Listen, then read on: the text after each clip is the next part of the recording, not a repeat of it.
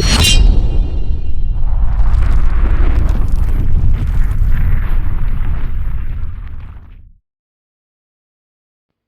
up? I have this Rosecraft blades. Yeah, what's it called? Clinch River Swayback. Man, let's get it out of this box. Well, wait, does it spin? I mean, honestly, pretty good. It's just a quirk of mine. It's got nothing to do with the video. Alright. Yeah, let's get rid of this packaging. Pretty cool. Man, whoop. Can it handle being thrown around? Look at this micarta. It's got this little diamond inlay.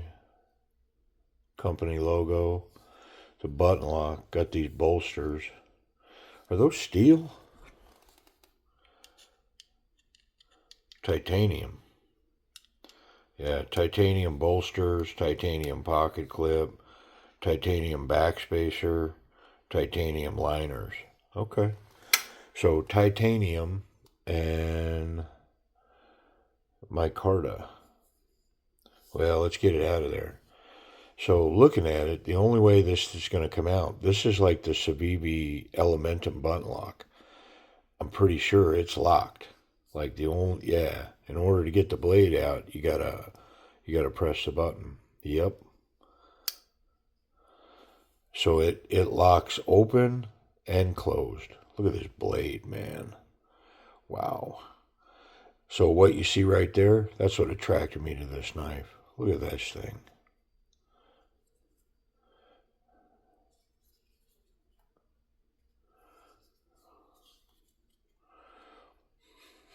I mean, wow. All right, let's run that action. There's a timing thing. Pardon me. But, you know, there was with the button Elementum as well. And, you know, that button lock Elementum, man, you're either a fan or you hate it. You know, it's amazing how many people really don't like that knife. But put me in the former category. I am a fan. I just dropped a video not too long ago. I've never done it. I purchased upgraded scales for that Elementum. I bought some titanium scales for that Elementum button lock, and it transformed that knife. I mean, it went from one of my favorite knives to, I mean, hands down one of my favorite knives. Really like that knife. Okay, this is in M390 steel. What's up with that?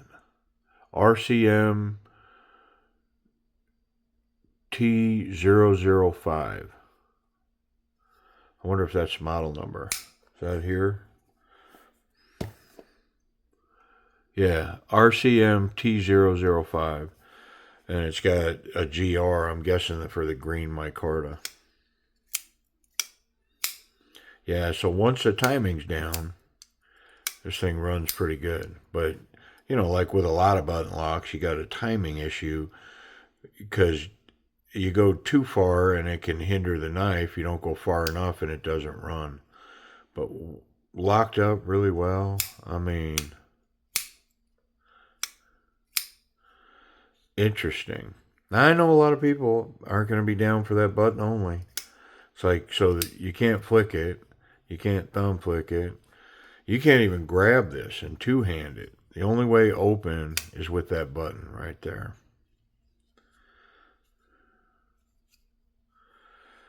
Man, I like it. Let's get in it. I'm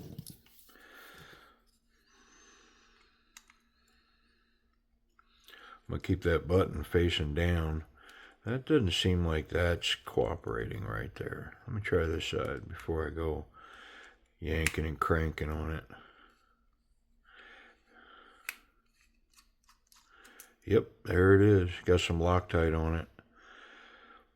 I mean, I don't know if I can reverse it, but I hope so, because I don't like taking them off this way. Because, man, you come up and that spring goes sprung.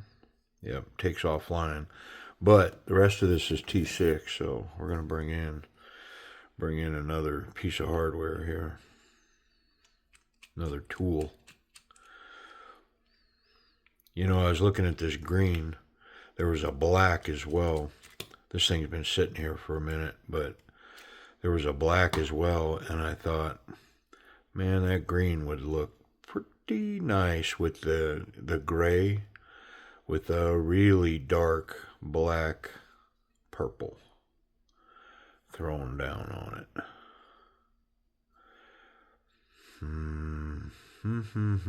Interesting. Not wanting to even wiggle loose. Let's keep pulling screws. I mean, eventually something's going to come apart, right? Take enough screws out of it.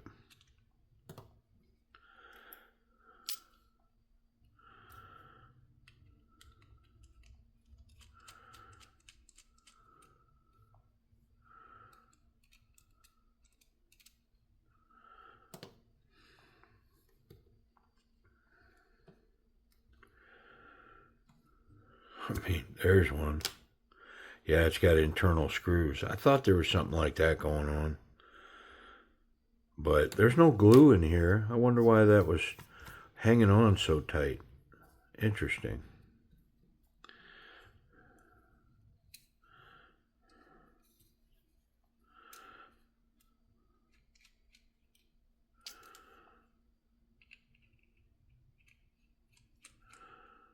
My only concern about potentially dyeing up these scales and purplifying them is that little diamond inset. There it comes. I am going to separate this scale from this side so that hopefully I can avoid that spring flying around my room here. And then I got to go find this dang thing.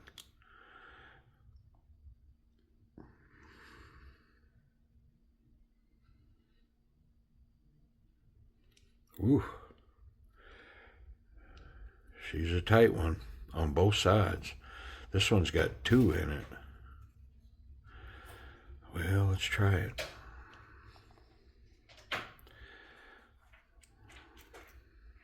Loctite. I mean, they're small, tiny screws, and so they locked them in there. There we go. This one come free. Well, I'm 100% now that I can get this apart. I just really want to protect that spring. And I have had bad luck coming off this side. Maybe if I aim it down.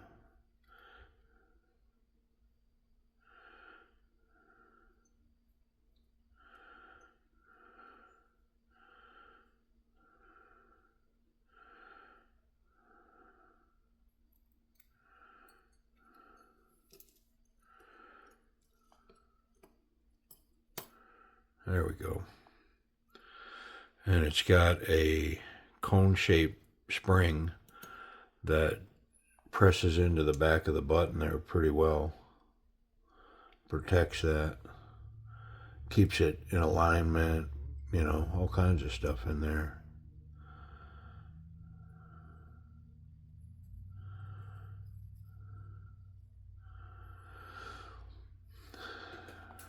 It's got a steel washer, but upon first look, it's multiple super thin, cheesy washers. Yeah, these things are as thin as that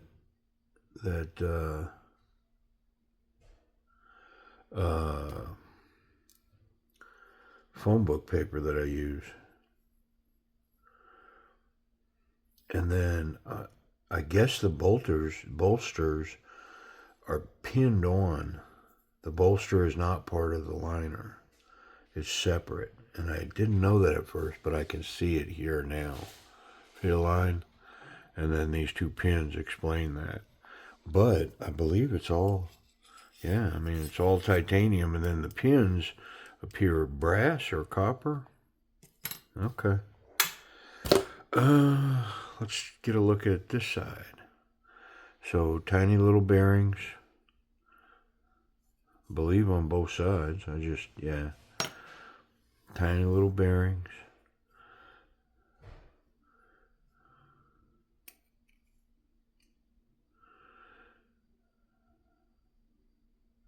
And this isn't captured, so I can definitely put it in from the other side so that if I ever take it apart, I don't have to deal with this again. Only got one washer on this side. Yeah. One washer on the pocket clip side. Let me think about it like that. Yeah, there's the show side. So one washer on this coming down side. The two washers building up. Okay. And it's got that little logo on top of the pocket clip. It's pretty cool. Titanium, very lightweight. All right.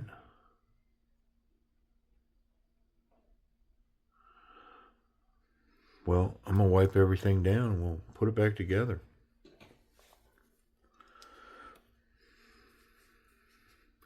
Didn't really have any lubrication in here. I didn't see hardly any.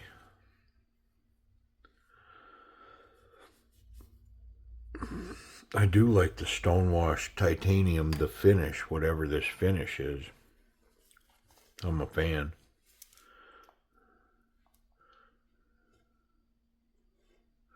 I'm going to keep this separate. It goes on the top down. Tiny little bearings.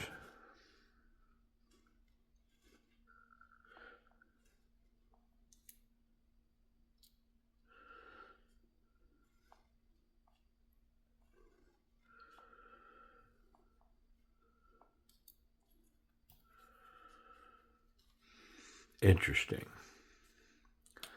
I mean,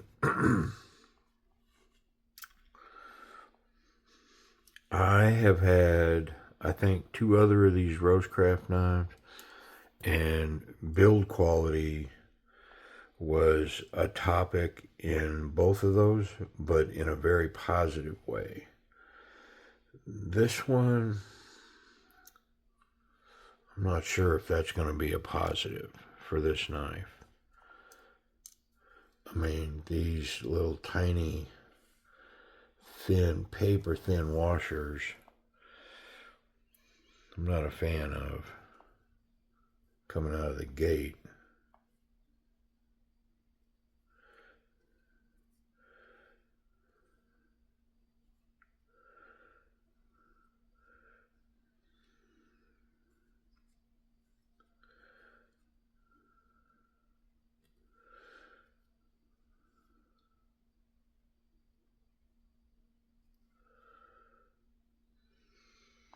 Yeah, not a big fan of that whole process right there. I want to look at this. Yeah, I mean, I'd be a little concerned about this inlay if I dye it, because my guess is that's glued in there. Now, worst case, it pops out. I let everything dry really good, and I re-glue it, right? Like, I think I could manage it. So maybe I dye it. We'll see.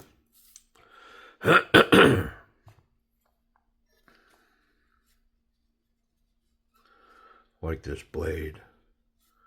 I'm going to expect this thing to be razor sharp. We'll see.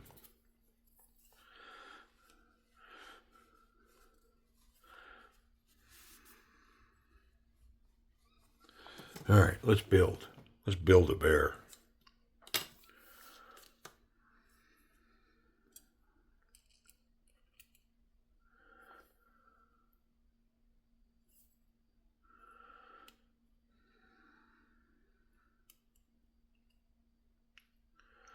Is that milled smaller on this side? It is milled smaller. Oh no. It's going to force me to go the other way. Nope.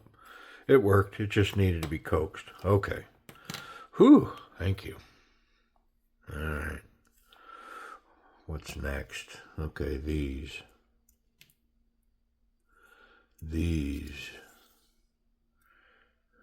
components.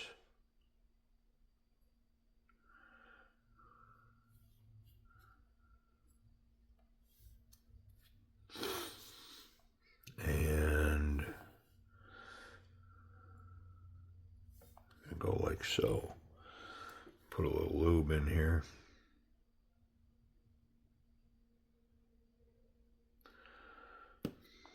Get our stop pin where I don't have room.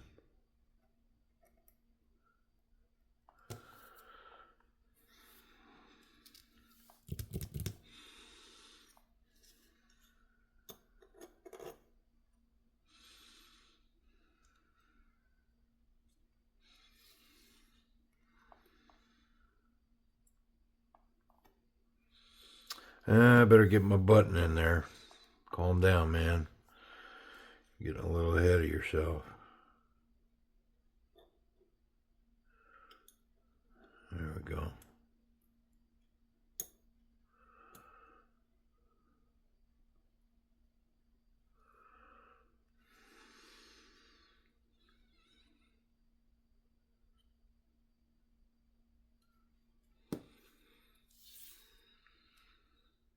Or if this got a shiny side.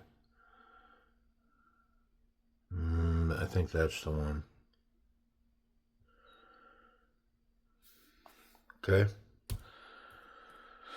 Let's get the spring back.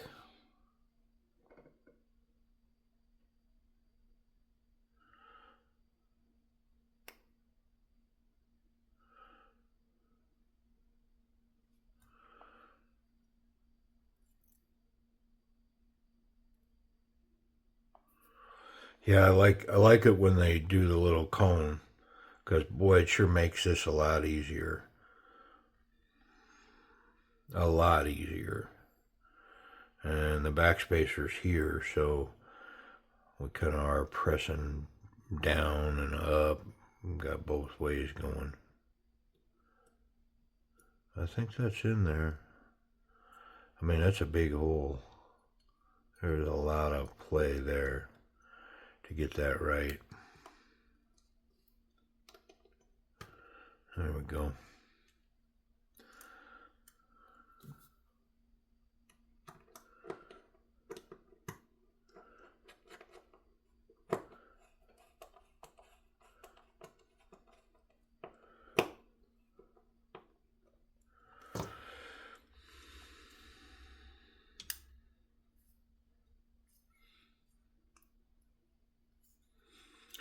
Okay, so there was a stop pin that slid between the two scales that's kept in place by the micarta inserts. There it is.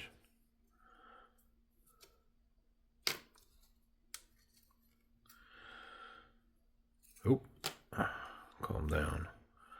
I got a couple of screws here to get in.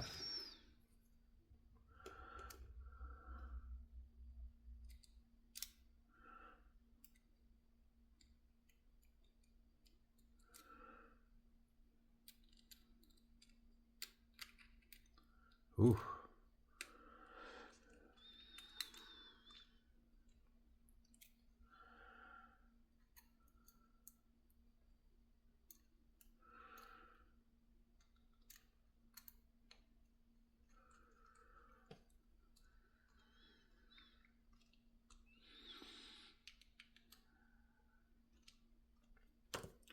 Okay.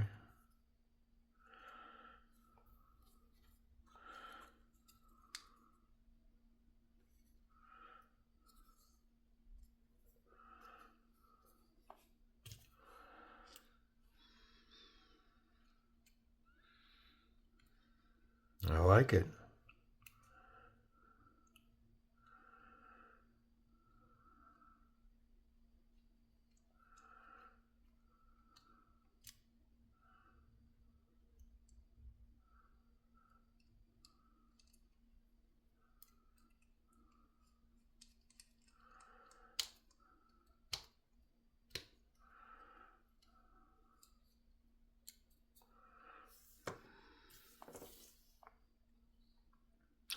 I better check that screw right there, huh?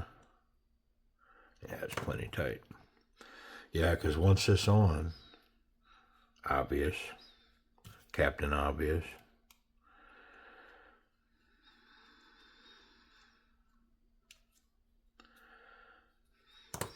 Nice. So the pocket clip's recessed into the micarta. I mean, that's not optimum. It does have 2 screws, and it's got 4 flat lines. There's nothing arced or curved about it. So, I mean, in the end, as long as these screws are kept tight, it should be fine. I think the longer one is in the front.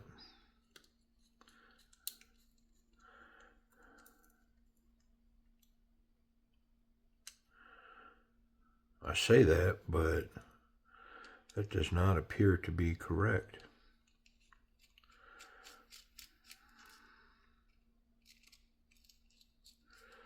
Nope, that was the back one.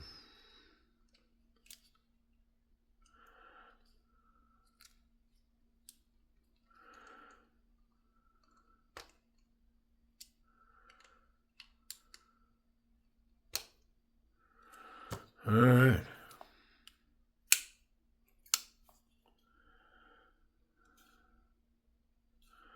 I feel like there's some flex going on in there.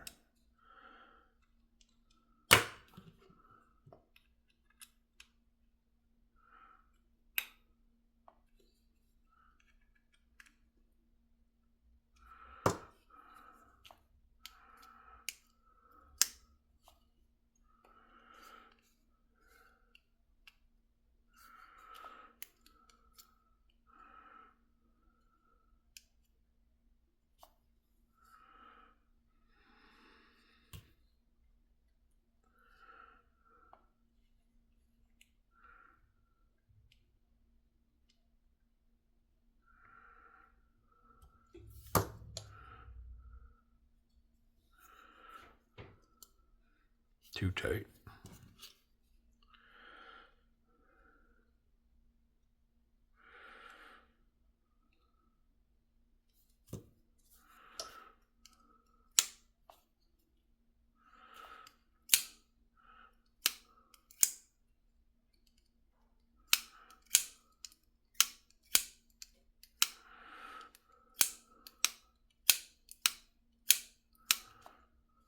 Definitely timing with that action. Having to figure that out.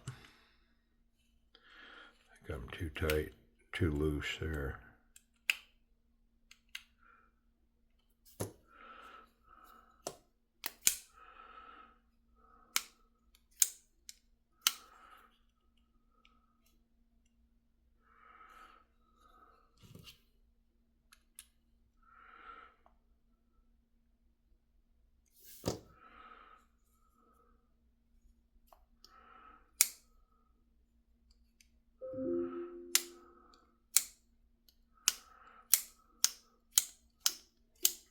Okay.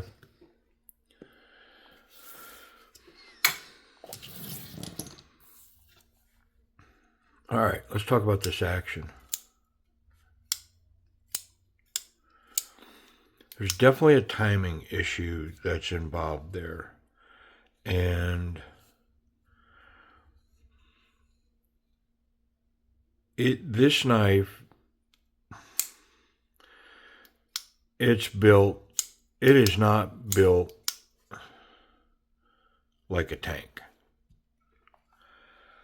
It's got small components, and the construction of it, I mean, this thing wasn't engineered to take a beating. And you can feel it in the knife. This is going to be more of an executive knife. I mean, there's no play in the knife. I mean, I want to think about what I'm saying because,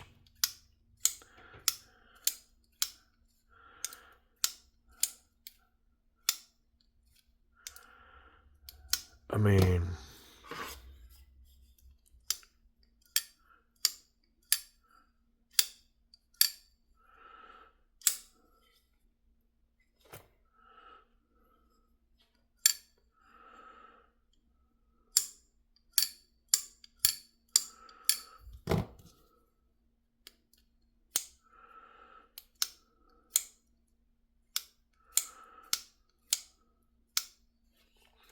let me do this. Yeah, I mean, that button's locked up solid. That blade's locked up. I mean, it's a lightweight knife. But I guess that makes sense because it's all titanium and then this micarta. Like, the only metal in here is the blade and a couple of screws. Everything else is titanium in the knife. So it's super lightweight, and I'm picking that up. And I guess it just makes the knife not feel substantial. But that's the only thing that I have to say that. Like, there's nothing else about the knife that makes me think that it's cheap or not well put together or any of that. I mean, so this action for what it is, button actuated like that. I mean, just like my civivi elementum, it takes a little bit of work to get that button right. But once you get it, I mean, you can see I'm slinging it around pretty good now. It's just getting that action figured, dialed in, the timing of it.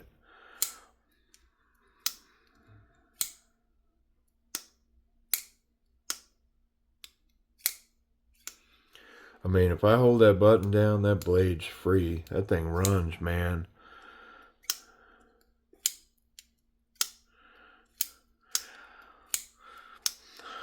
I mean, for what it is,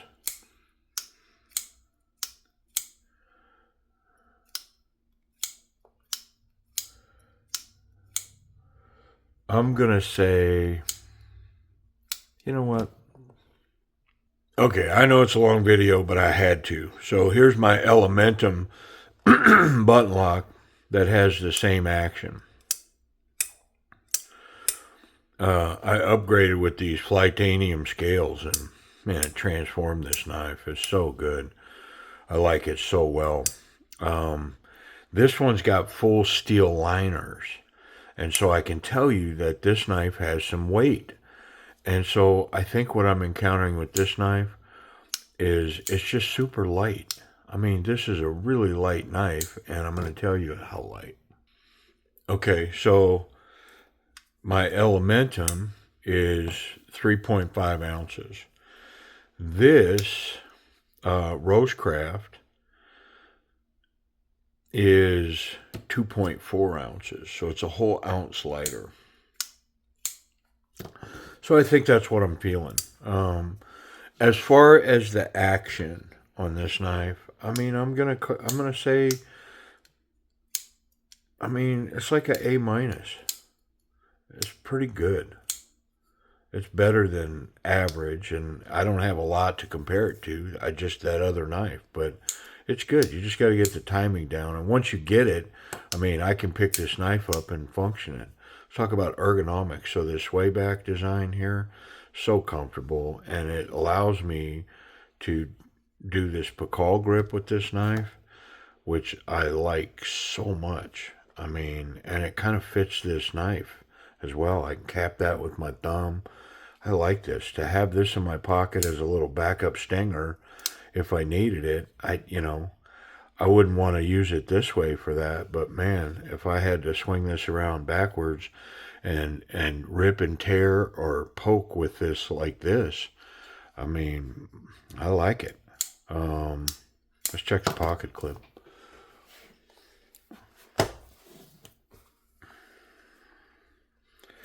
Thick stuff. It runs out of room, so it won't go all the way home. on thicker pants. I think it's going to be just fine on standard jeans. Yeah, it runs all the way. It leaves a little more than 1/4 of an inch visible. It does not represent a big piece in the pocket. It represents a smaller knife, in my opinion. Easy one hand in, one hand out, but it is not a very deep carry. But that's typical with a milled titanium pocket clip like that. Great tension. It's got great, really nice retention in the pocket. The tip is good, and there's no contact through the scales. I go back at that tip. Yeah. So, I mean, I'm confident I can put this in my pocket, and, you know, as long as the knife is closed, I'm not going to make blade contact. Which on this knife, the only way to get it open is to depress that button. And they have this button tuned where, I mean, you have to press it. Like, I'm all the way flush with the scales there, and it's still not released. Like, you got to get it just a little bit more than flush to get it to release that blade, which is what you'd want on a knife like this. It's the lock, it's the deployment, it's everything. So you want it to be stout. You want it to force you to get down in it. I wonder if that blade is sharp, that M390. It sure is a good-looking blade. I mean, I like it. I like the shape, the swedge, all of it. Yeah.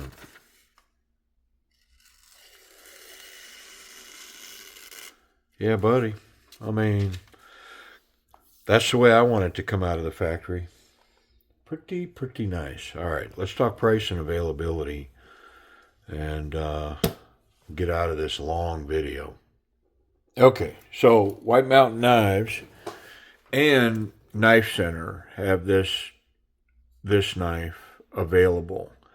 It also comes in a slip joint without the button, and that knife runs between $55 and $60. This one runs $110. Now, if you pick it up at White Mountain Knives, you can DM 10 down in the discount code. You can pick this up for $100. M390, full titanium, micarta scales, and yeah, I'm tempted to purplize this knife. Even if it's going to go into the purge. But I'll be honest, if I'm going to put it in the purge, I think I'll just leave it, put it in for $100, and then give the option to, I can purplize it for you if you want me to. But of course, if I do that, there's no guarantee on what the purple is going to look like. Like, you won't know till after I do it. And once I do it, like, there's no coming back. So anyways, I don't know. Rosecraft, and what is it? The Clinch River Swayback button lock. Appreciate y'all watching.